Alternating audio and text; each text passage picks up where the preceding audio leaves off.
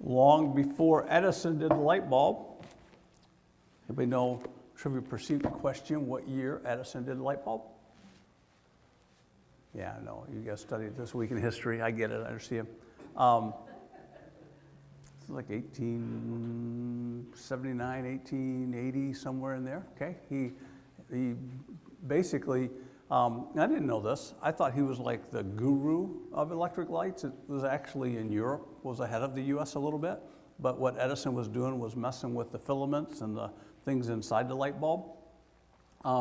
And by changing them around, he went from like 10 hours to 1,000 hours. So Edison's sort of like seen as the inventor, but he was sort of one of the people in the chain. Thought this was interesting. This is the Centennial light bulb in California. It's been burning since 1901.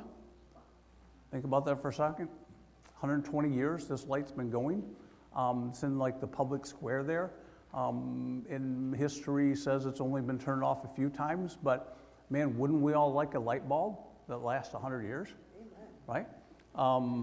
My light bulbs seem to burn out at the most convenient time for them, inconvenient time for me. And not about you, but I rarely have the right ones on, the right ones in the like closet to go get them. It's like, oh man, you know. So I would love something that lasts 100 years. I want to ask you to do something right now. I want you to like just, man, we don't do this because it's really weird. Okay, so I'm going to ask you to do something weird. I'm going to ask you to turn to somebody like right around you, maybe next to you. You might like them, you might not. So I get that. I understand that. I really do. I'd like to give you just a minute to brainstorm how many different kinds of lights can you think of? Okay, ready, set, I'm just going to give you a minute. How many different kinds of lights can you think of? Go. Fire.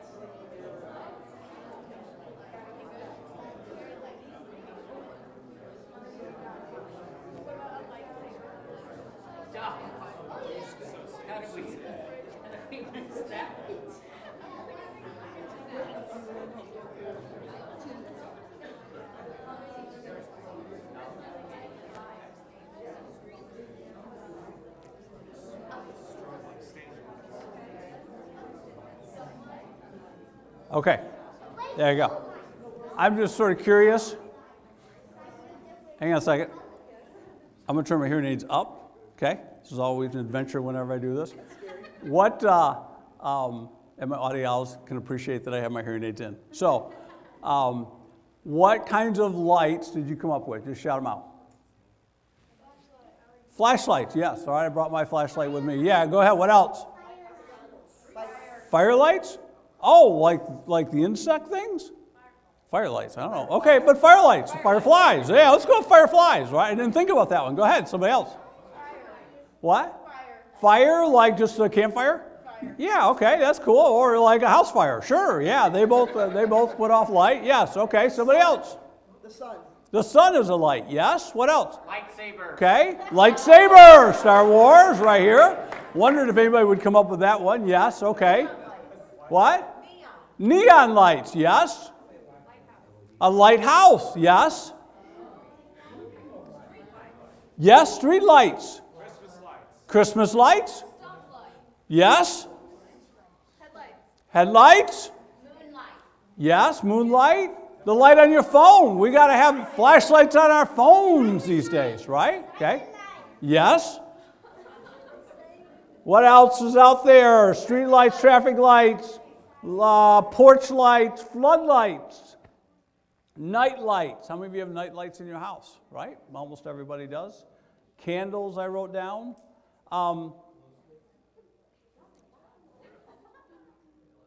Light is necessary. I want you to think with me just for a moment. What is the big deal about light? Light does several things for us.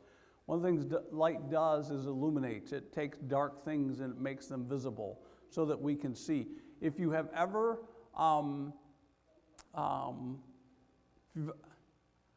while I enjoy being on the road and I enjoy being in a Holiday Inn because it means I'm somewhere other than home, which means we're probably having fun, one of the things that scares me just a little bit is I'm not used to the furniture in the middle of the night when you get up and have to move around, right?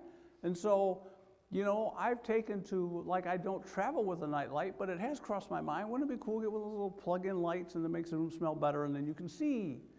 But I bet you have them in your home, right? Light makes dark things visible because if you're walking in the dark, you are likely to hurt yourself, okay? Light gives health. We need sunlight. What sunlight does for the body in terms of helping the body stimulate and produce vitamin D is necessary. That's why we talk about going to the beach. We talk about soaking up the sun. When people are soaking up the sun, what are they doing? It's more than getting a tan. Sunlight, natural light, helps your body. It helps ward off depression.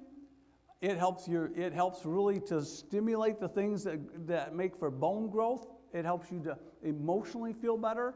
Light is a good thing for you physically, all right?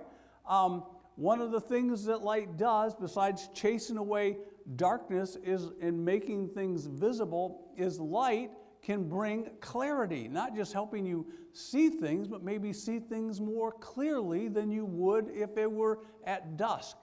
They say that while there is less traffic at night, there are a higher percentage of accidents. Now think about that just for a second.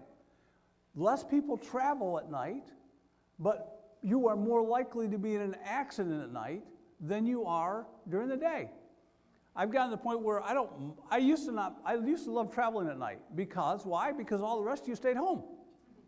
It's true, there's less people on the road. I don't got to mess with you all people. I don't have to mess with bad drivers. Now I'm at the age where I'm like, the dumb deer don't know they're supposed to stay off the highway. And when do they cross? They cross at night. Now, I guess they could cross during the day, but they're more likely, and you're like, reaction time, all that stuff. Why? It just happens more at night. So when we're looking at this person of Jesus, all right, and as we said, who is he? One of the ways in which Jesus described himself was in a large group of people. He stood up and he said, I am the light of the world. If you have your Bible, would you open it to John chapter 7? John chapter 7, here's what I want us to see today. Following Jesus will bring clarity to life's confusion. There are things in this world that are dark, that cause us to go, huh? And I think that as we follow Jesus, the light of the world, he will bring us some sense of clarity. You want to know what I've been talking to people about this week? Don't know if it's caught your radar, but it's made me think. I don't want to see your hands. I just want to ask you a question.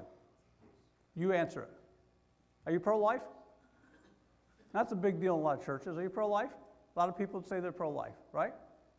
You pro-life, you following what's happening in Alabama? There's a Supreme Court ruled that embryos can be protected as, if you would harm an embryo, the Supreme Court ruled that you're guilty of harming a child. So a case was brought about, somebody went in, took some frozen embryos, dropped them. The couples who that was their embryos sued. They sued the hospital, University of Alabama at Birmingham. They sued the clinic on two grounds. One was like negligent and like you didn't take care of our stuff. And the other was they brought, basically, I think in Alabama there's a law that says if you harm a minor, you are criminally negligent. Does harming a minor go to the embryos that are frozen for thousands of years? Because they'll stay there forever. And if you follow the case, the reason it's an uproar is simply this. How many embryos when a couple's trying to conceive and they can't, how many embryos get implanted in the womb? Just one? Or multiple? If there are multiple, and the ones that don't conceive, is the couple criminally negligent for the harming of those embryos that didn't conceive? Because that's what the state law said. Would you agree to that? What I'm asking you to do is think, because if somebody says to me, well, Mike, you're pro-life, and here are these embryos, are those embryos life? Are there a bunch of souls that are frozen in these clinics in Alabama and across the nation, and we're talking probably millions of these fertilized eggs? Is that life? Is that when life begins and these little potential babies will be in heaven? Is that what you think if you're pro-life? Does Jesus give me any sort of clarity on that if I'm trying to be a thinking person out here in culture? And you can understand the uproar then, because the clinics and the hospitals in Alabama are saying, whoa, if we're going to be held criminally negligent for this, we are not going to implant.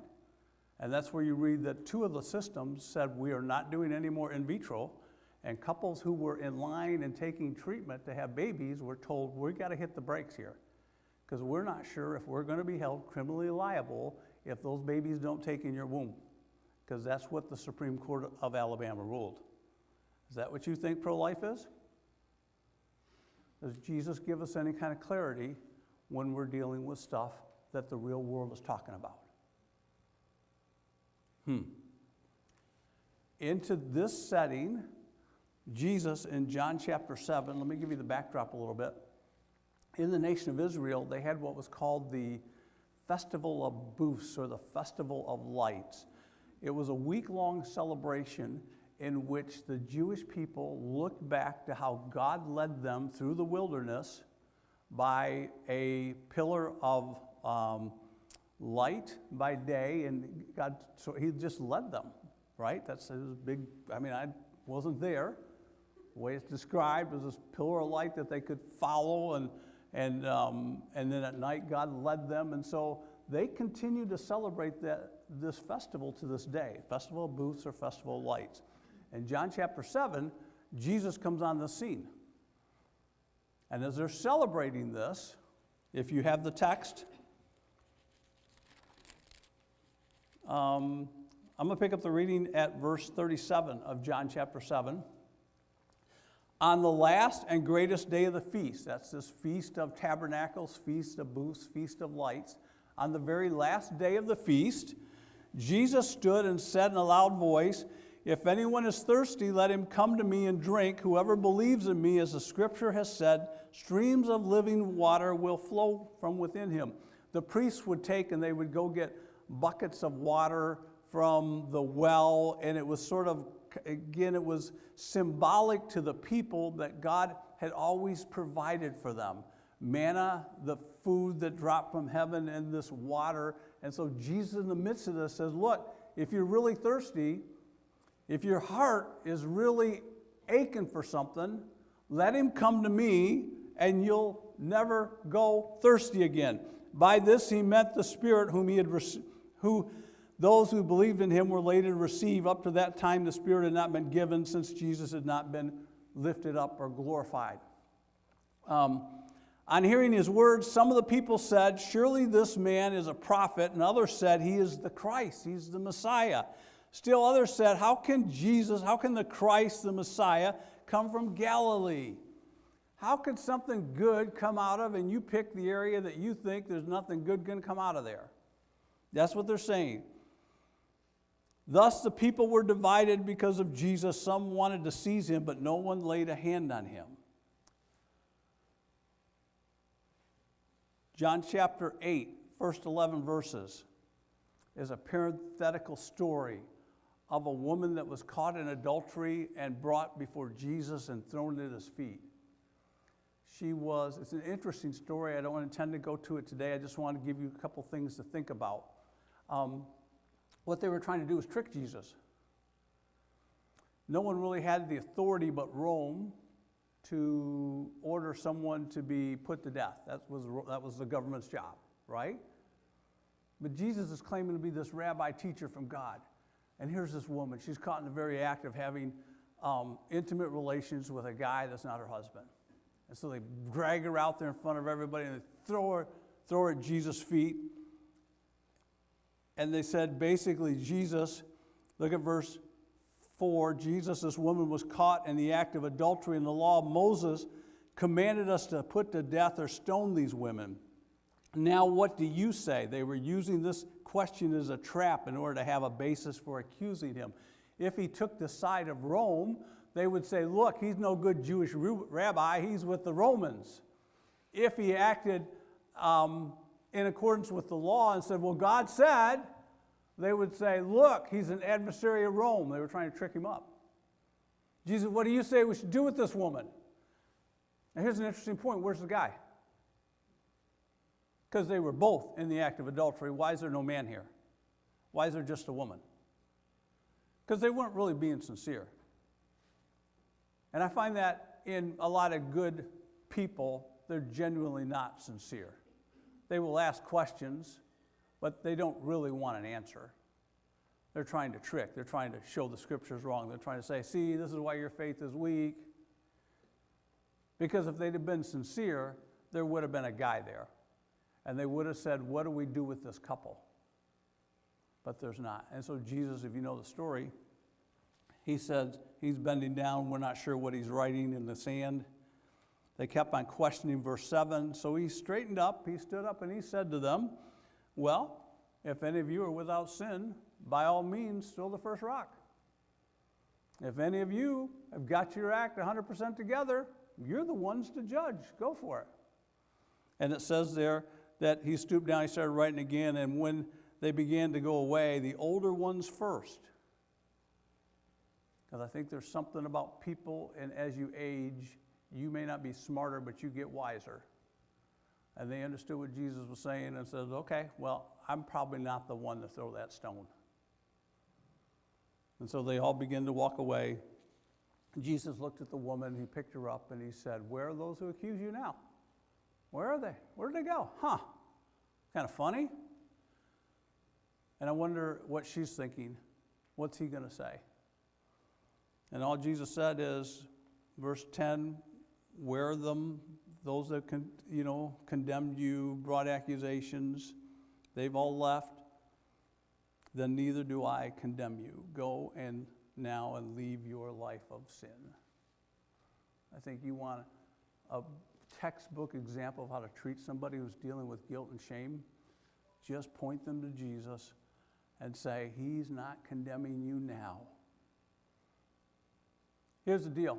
You will pay for your sin, or Jesus can pay for your sin. It's your call. That's really what the Christian faith is. There are a lot of people out there that want to pay for their sin. It's called guilt. It's called shame. You want to beat yourself up. You want to make yourself look, oh, da, da, da. Or you can let Jesus pay for your sin. Which do you want? And Jesus said to this woman, go, free. I'm letting you go. Change your ways. Take from this, learn from this. And so the crowd's all there. And Jesus now, in verse 12, looks and he says, when he spoke again to the people, he said, I am the light of the world. Whoever follows me will never walk in darkness, but will have the light of life. The Pharisees challenged him. Here you are, you appear as your own witness. Your testimony is not valid. You know, court of law, your word counts for something, but if it can't be collaborated, right? Can someone else verify what it is that you said? That's what they're saying to Jesus. All right, Jesus, you're saying you came from the Father, but who else knows this? Right? Who's going to back you up? And so they continue to go this back and forth. Verse 19, they said to him, as Jesus was talking about coming from his Father, well, where is your Father? And Jesus said, you don't know me, you don't know my Father. If you knew me, you would also know God the Father. And he spoke these words while teaching in the temple area near the place where the offerings were put. Yet no one dared to grab him. They wanted to take him. They wanted to stone him. They wanted to beat him up, but his time had not yet come. Verse 25, they ask again, who are you? They didn't understand. He was telling them about his Father, so Jesus said, when you have lifted up the Son of Man, then you will know that I am the one I claim to be, and that I do nothing on my own, but speak just what the Father's taught me. The one who sent me is with me. He's not left me alone, for I always do what pleases him. And even as he spoke these words, many put their faith in him. You've got this crowd. Some wanted to take him and stone him somewhere, saying, man, he's speaking words of truth. Still happening today. I don't know where you sit. Some would say he is the Christ, he's the Messiah. Some doubt. Some of you aren't sure. Some of you online, you're not sure which camp you're in. It's okay, I get it. It's been that way for a long, long time. But Jesus, in the midst of this setting, stood for all the world to say. He said, you want to know who I am? I'm going to tell you who I am. I am the light of the world. Now, in that day, they would have had these 75-foot, let's just call them candelabras that were lit. They were all lit in the temple area, and they were of such magnitude that they lit the city. So as they're lighting these fires for everybody to see, and everybody gets excited because this would be like Mardi Gras on steroids, right? It's like a big deal, a lot of people there, a lot of cheering, a lot of craziness going on. They're pretty pumped. And in this setting, Jesus said, you think these lights are cool? I'm telling you, I am the light of the world, and the one who follows me is not going to walk in darkness. And they would have understood there was no darkness there. It was there for everybody to see. When Jesus is self-describing himself for us, he says, I want you to get this. I am light. The I am statement, he equated himself to be with God. That's exactly what it means when he says, I am the light. And they knew that. That's what ticked them off. You're not God. I don't know who you think you are, but you're not God. Jesus said, oh, I absolutely am. I am light. I am the light your fathers followed out there while they were walking around. I am that light. And I'm here for people to be able to see. And if you would follow me, you will not walk in darkness, but you will have the light of light. You will have eternal life. Do you want to live forever? Or is the grave it? Is the grave it? Is there nothing beyond the grave, and once you're gone, that's all? Or is there something beyond the grave, and if you were going to live forever, how would you know? Could you know? There's some who say you can't know. There's some who would say it's pretentious to say you know. Jesus just said, the one who follows me will have life eternal. Who is he? A few years back, Hugh Downs was hosting a talk show. They had this guy on who was, I guess, a rabbi. He was a dean of Oxford Society. And during the discussion, this gentleman said Jesus was a great teacher. Jesus was a very ethical, moral human being.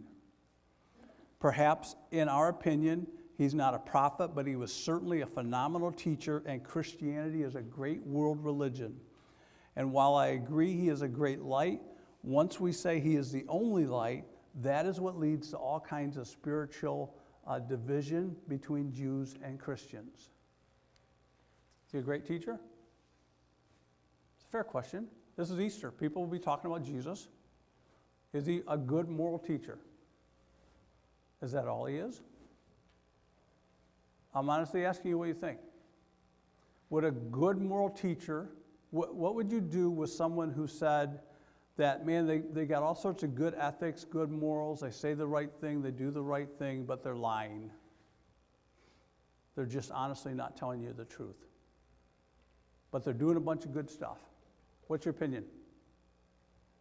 Are they a good person? They're a liar. I don't care how you slice it, they're a liar.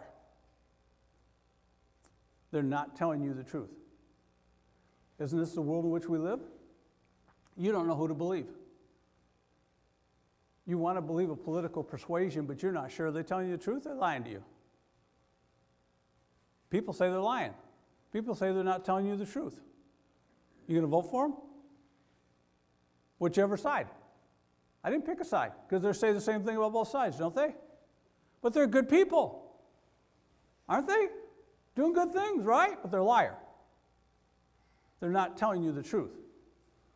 Do you see that that's what people are trying to do with Jesus? He was a great teacher. Christianity is a great religion, but he claimed to be God, and he wasn't. If he's not God, he's a liar. You cannot have it both ways. You can't say he's a good moral teacher and know he lied to your face. I can't deal with that. Maybe you can. Maybe you can live with someone lying to your face and thinking they're okay, you know, maybe they're just a little mistaken. I'm like, no, you're lying. Tell the truth. Jesus tell you the truth or not? Man, Mike, how do I know? Oh, that's a great question. Now you're asking an honest question. How do I know if Jesus was telling the truth? How do you know? Why show up on Easter if he did not rise? Why be in church on Easter? Because you feel good? Because it makes you a little warm and fuzzy? But if he's still dead somewhere, if they move the body, if Christ isn't risen, don't show up. Why follow a lie? But if Christ rose, if Jesus is alive this morning, doesn't that change everything? Who else do you know that came back from the dead, that said, if you follow me, you will get life here and life forever? Who is he? They were divided. Some wanted to take stones and beat him. Some were worshiping him. Some were saying, he's the Christ. I'm going to follow him. I am the light of the world. The one who follows me won't walk in darkness, but will have the light of life. Here's one of the things that we know about light. Living in the dark is uncomfortable. If you've ever spent any time at night in dark places, you know that you don't like it. The world is a dark place. It's full of dark people. I don't need to tell you that. I just want to remind you of that. It truly is out there. It can be a war, a half a world away. It can be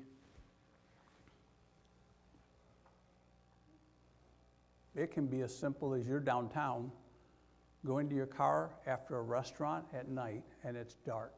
Are you looking over your shoulder? Why? Why don't you feel safe? Would you do the same thing at 1 in the afternoon if it was 11 o'clock at night? Would you do the same thing? What's the only thing that's changed? Light. Being in the dark is uncomfortable.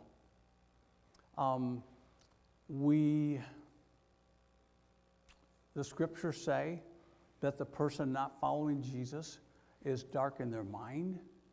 They hear up here who they are, the way they think is devoid of light or goodness. There's a darkness to them. I'm amazed by the amount of what I think are evil that comes across in our movies and entertainment that we go watch anymore. And I'm curious as to why that is.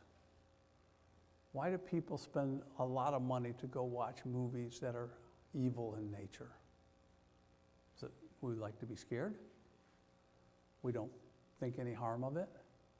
It's not a big deal to us? Why do we pay our money, our hard-earned money, and call that entertainment? And I think part of it lies in, there's a part of us that thinks that this isn't real. It's entertainment. Until you go what? Jogging in a park as a college student, and you get attacked, and your life is taken from you, and now you're a national name. Why does that happen? Because it's a dark world. If you have daughters, men, why do you want your daughters to not be out alone at night? Why do you want your wives to not be out alone at night? Because it's a dark world. And we know it. And if you leave your porch lights on at night? Why do you do that? You realize they've done at least some studies that say that that light at night reduces crime, at least by a little bit. Street lights help reduce crime. Porch lights, keeping your house lit at night, help reduce crime. Why is that? Because evil people don't want their deeds to be seen. Jesus said it in John 3. Men love evil because their deeds are evil. Men don't love the light because it exposes the evil in their hearts. What is physically true is spiritually true. So there's a darkness in our mind, and I would add to that, Paul said in 2 Corinthians, he just said, the God of this world, Satan, has darkened the minds of those who don't follow Jesus. Just made us upstairs to And then there's our actions.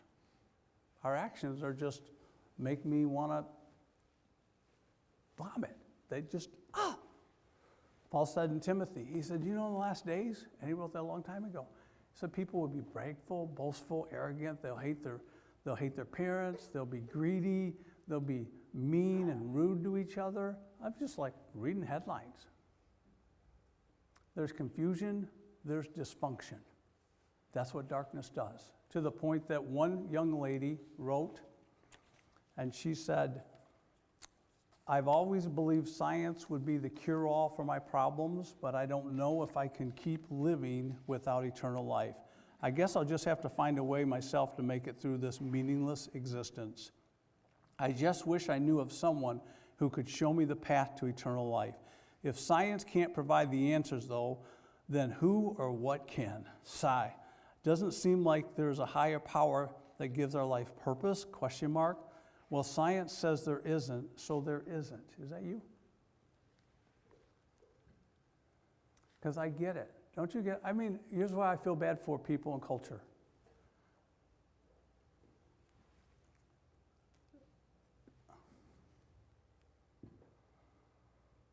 People are looking for hope. People are looking to know that their life matters. And when you come to the conclusion that your life doesn't matter, why would you continue it? If that's what you think is life doesn't matter, what's the point?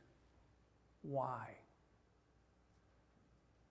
And we have the answer of Jesus, who says, I give life. Anyone who follows me doesn't have to live with confusion. You can have some order to the chaos, but you have to be willing to follow him. And we stay silent. And all the while people want to know, is it true? Is it true? Is it working for you? Is Christianity working for you? Jesus would say, man, have you had enough of being in the dark? Then listen, come get some clarity. Anyone who follows me, would you be willing to open your eyes and see what God has done? Would you look around and say, how dark can we make this place? Todd, can you turn off that?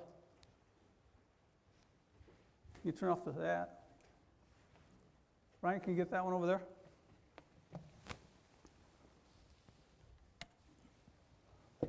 Now, here's the interesting thing about light and darkness. We don't even really get it very dark in here, right? Because we've got light coming through the shades, right? So you can still see, so you'd be pretty comfortable, right? But just imagine, if you would, if we get a little bit darker and you're in a cave. Merrimack Cave, don't they get pretty dark, right? You can't even see your hand in front of your face, right? How much light does it take to just brighten things up? Just one little flashlight. How many of you got flashlights in here? How many of you got a flashlight? Just turn your flashlight on. Point it up. Have a flashlight? Not everybody has a flashlight in here. I know that because there's only 18 of them. That's all I gave out. That's all I had. I gave out all the ones I had, right? How about you got glow sticks? Light up your glow stick.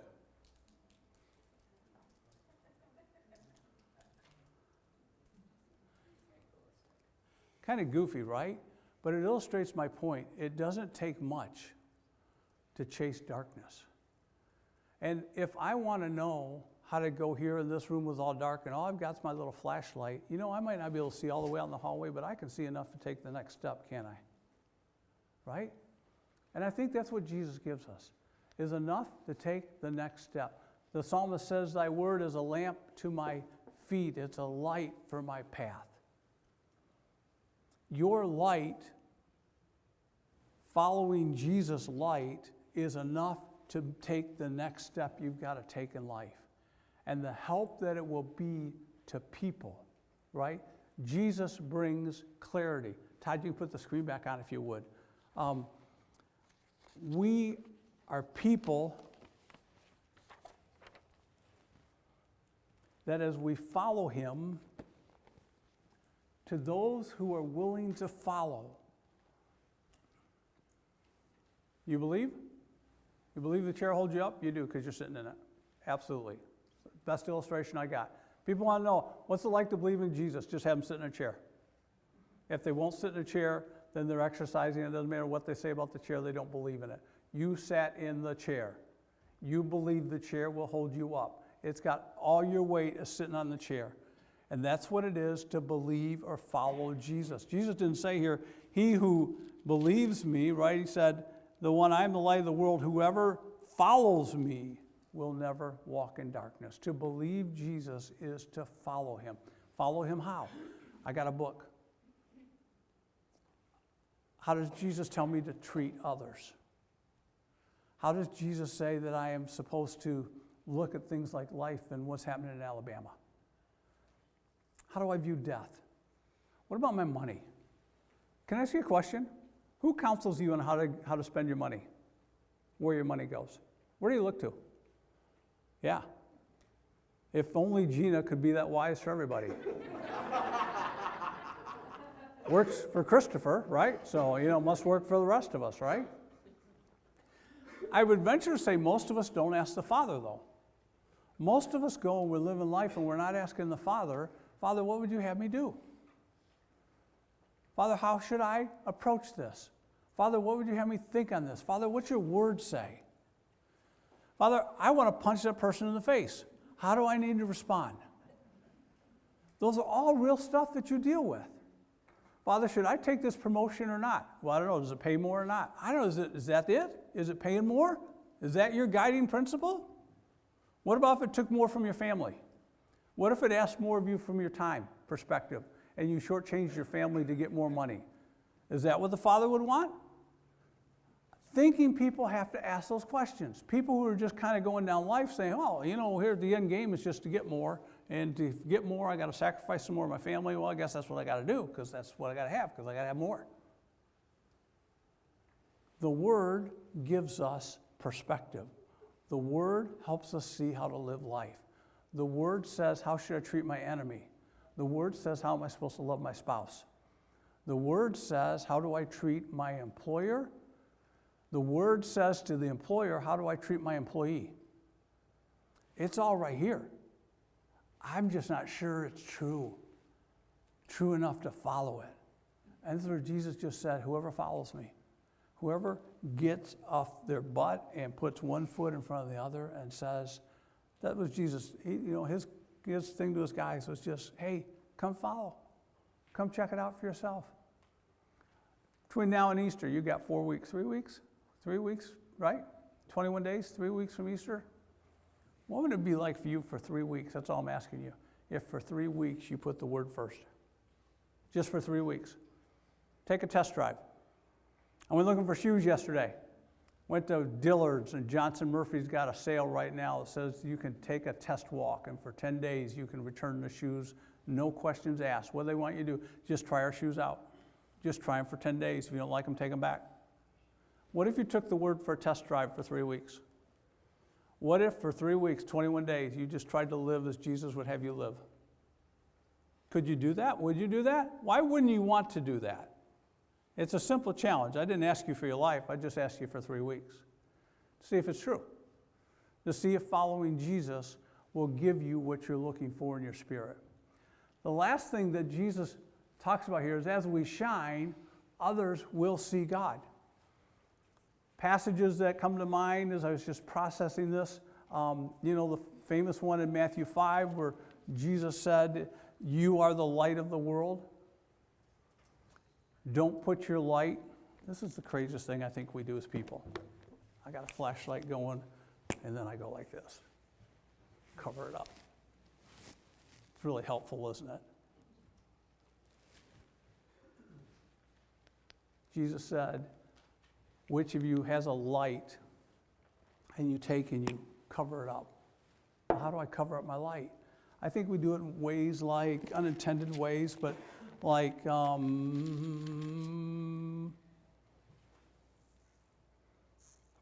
I think some of the, all right, let me do another, here's another way to get there. Have you ever found out somebody was a Christian and you thought to yourself, I didn't know that? Well, what are you just saying? Now think about that for a second. You find out somebody's a believer, and like, I never would have guessed that. Doesn't it? Doesn't it make you scratch your head? Right? So, how about living in such a way that when people go, oh, he goes to church, he follows Jesus, yeah, that makes sense. As opposed to, didn't see that one coming. That's someone who's hiding their light. Does your language give you away? Either way. Does your language give you away? Are your words encouraging to people? Or do you drop the F-bomb every once in a while? You a goddamn person when something spikes you, hit your thumb? Let's just be genuine. Sometimes our language gives us away. Man, I'm really sorry. How can I pray for you? I'm really sorry that happened. Trying to encourage people along the way. The result of living in the light of Jesus is that we make him visible to other people. That's all that Jesus said. So that in Matthew 5:16, let your good deeds shine so that people would see and they would give glory to God.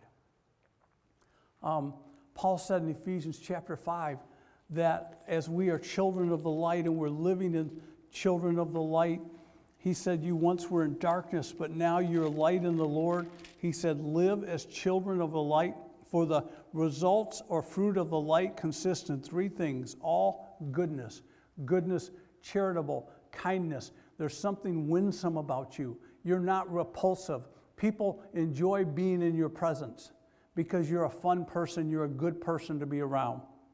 Living in the light is to show righteousness. And I was thinking, well, that must have to do with like my relationship with God, and you can all see how holy I am, right? There are too many Christians out there doing that, like, oh, just look at us, man, we stand for this and we stand for that and we're against that, and I'm like, oh man, again, things that I think annoy the Lord.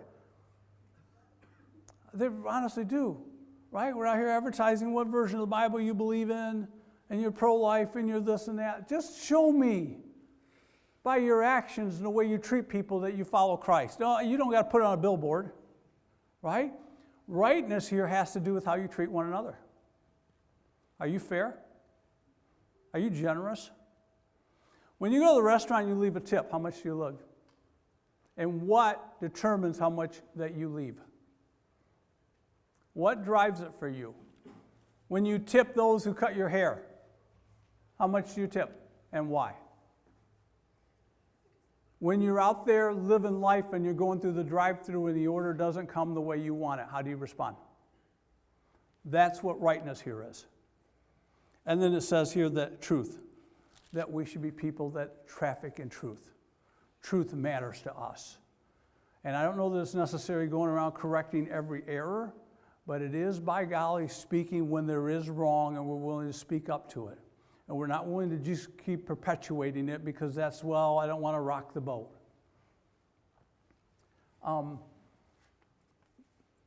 In Philippians 2:14 and 15, Paul says that without complaining or grumbling or just kind of whining, we will shine like stars. And I see it in the church. Do you see it in the church? Do you see it among those who name Jesus? We're the biggest complainers, gossipers, whiners, moaners, complainers. Why is that? We who follow Jesus and we think Jesus is going to make all things right in the end are just some of the worst. Doomsday people. I think it means that you just really honestly don't believe that your God's going to win. You hope so, fingers crossed. Otherwise, it would transform the way that you respond to other people. Jesus should be seen through us to other people. That's what he calls us to do. That's what he wants us to do. And we're all in this business together. Teams coming up. As they come up, I came across this interesting person of history. Her name is Ida Harris. Ida was the daughter of a lighthouse keeper. Her dad was the keeper of a lighthouse, Maine, Connecticut, east, okay? Mid to late 1800s, when lighthouses were a much bigger deal than I think they are today because of all the GPS and stuff we have. But back in the day, they were essential because that's what kept ships and stuff from running ashore, running into rocks or whatever. Came a point where her father could no longer physically keep the lighthouse, and so it was passed on to the mother, but the mother really couldn't physically do it either, so it was Ida. She was a teenager. Age 16, she rescued the first 2 people that were capsized in a boat offshore. She got out to them and saved them and brought them in. They say that Ida, in her lifespan, this woman rescued over 50-some people. The last rescue she made, she was 64 years of age, and there was a couple of friends that were walking across frozen ice to get to her in her lighthouse, and they fell through, and she went out and rescued them. I thought that was a pretty cool deal. I think most of us would be maybe in humility, but kind of feel good about the fact that we could rescue 50 people, literally save their life 50 times, simply by being shining light. Keeping oil in the lamp, keeping the glass cleaned, and the wick trimmed so that the light would shine. Jesus said, while I'm here, I'm the light of the world. He said, you are the light of the world. People are watching. We're 3 weeks out from Easter. People want to know, is it true? Is it real? Did Christ rise? Do you believe in him? How would I know? How would I know? How would you know looking at me? And I think Jesus would say, man, if you follow me, it's not necessarily what your creeds are, but how you're living, what you say you believe, and then it works its way out. It's how you treat one another. That's how people will know. Gracious, righteous, truthful. May that be said of you and I. Let's stand together and join the team as they sing this last song.